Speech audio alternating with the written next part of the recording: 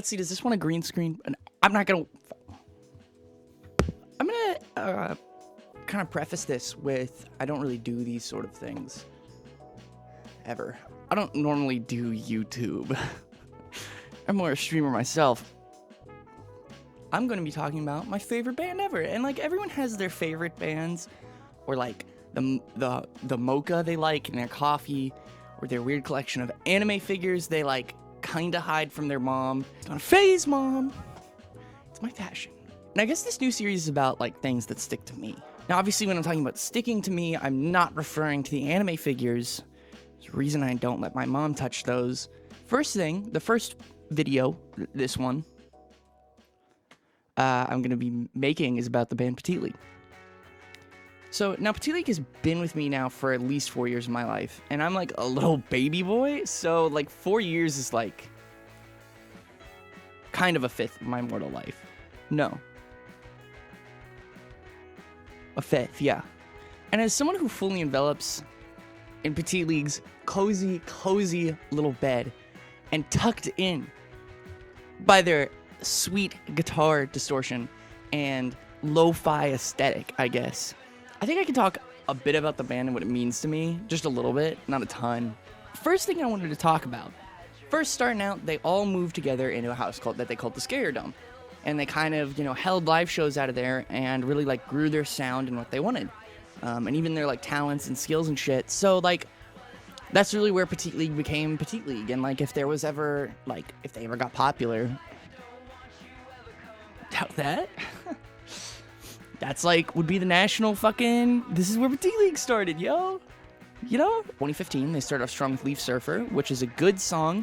Has their first album has a lot of ukulele vibes, which I have ripped off at least twice. And it's like this like post-punk elements with like nostalgic flares and like a very low fidelity sound. I'd classify it as mostly post-punk with like bubblegum pop, little flares, but who the fuck gives a shit? Coffee shit. He's a French kid, right, that came to New York and wanted to carve a name for himself in this big city. So pretty much every song, or at least album, has some sort of theme, like something tying to that. Which brings me to themes. Now, Petite League has a lot of themes, and some of them are much more pronounced than others. But the main themes are like location. So he talks about like his French roots while living in New York through like songs like Two Flags, or even Saint Michel, which is new and very good. Please listen to it. There's a lot deeper examples than just those. Like, a lot of them talk about his feelings towards even America in some extent, and how he's changed while his time in New York, Like, that changes people. Moving to a different city, a very different, like, cultural feel. There's a lot of emotion in locations. I'd say he brings a kind of like scuffed beauty to New York. Like, sure, the rats might eat leftover pizza and you like want it back. Fucking stole my pizza. There he is. Oh, he stole my pizza. For real, you find something beautiful that you'd never find in normal cities and fall in love with, because there's just more to do and more to see.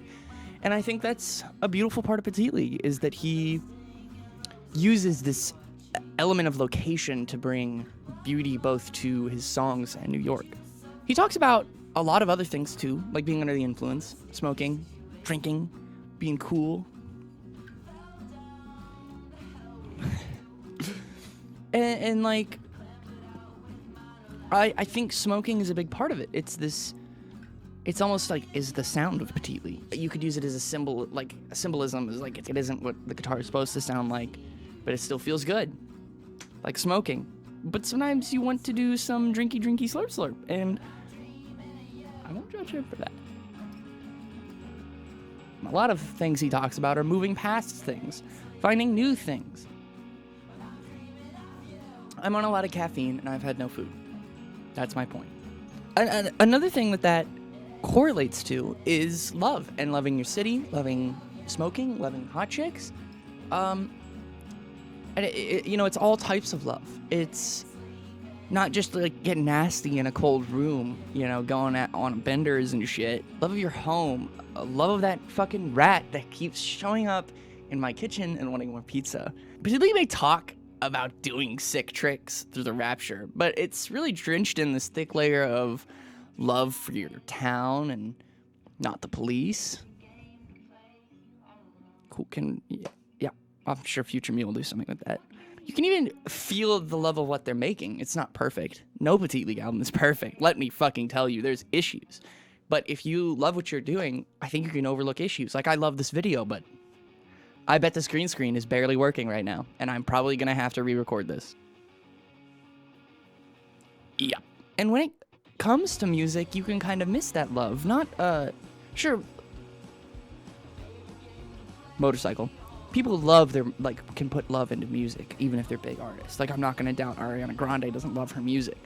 But it's like a personal sort of love. Like, I feel each member putting in love, you know? You don't feel like it's a corporation putting money into it, and then someone loves it through that filter. It's wholly them. And I'd say that that's what's most intertwined in their music, and you can say that about most smaller bands, but I think Petite League has a certain edge that's quite beautiful. Now, speaking of love, I want to transition into my own personal history with Petite League, and not just trying to sell you on this idea of this band I love. If you couldn't notice, I fucking adore this band. Again, a shame I've never seen them live. Hey, Lorenzo, Tennessee? I would appreciate that. And I think that's why I can listen to Sundogs like 300 fucking times. And that's just Sundogs. That doesn't incorporate Moondogs. Better song. You really topped yourself. Why am I talking as if I'm talking to him? I've gone through all of my adolescence and now early adulthood loving their music, and I think it's just grown stronger, honestly. I've struggled both with, like, I know I keep talking about love, but, like, loving myself all the time. And the things around me, and Lorenzo and his, gang of goons has made the sound of my youth in its most positive times. Not in its most negative. I can't say that when I'm sad I listen to, like, Rattler and, like, bawl my eyes out or anything, but it's almost like it highlights the best parts, which I think is something you need. And, like, it's influenced where I want to go with my life. Wait.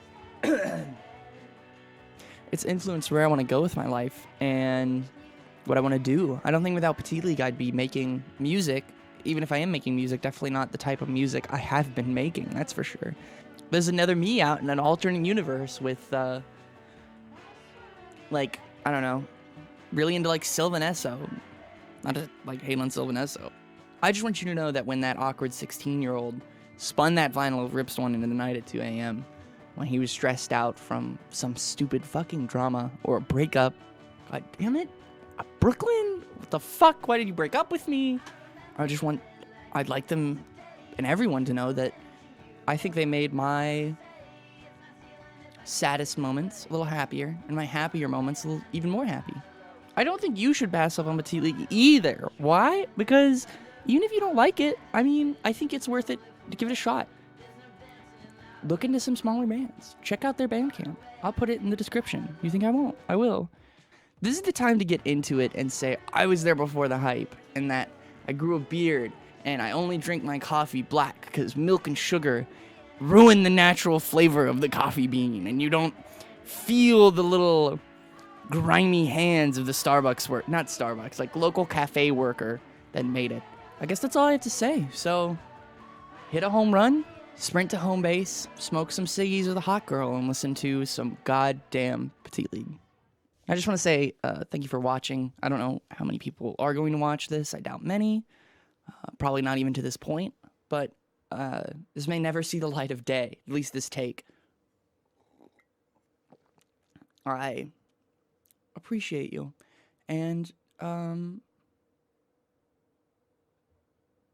yeah.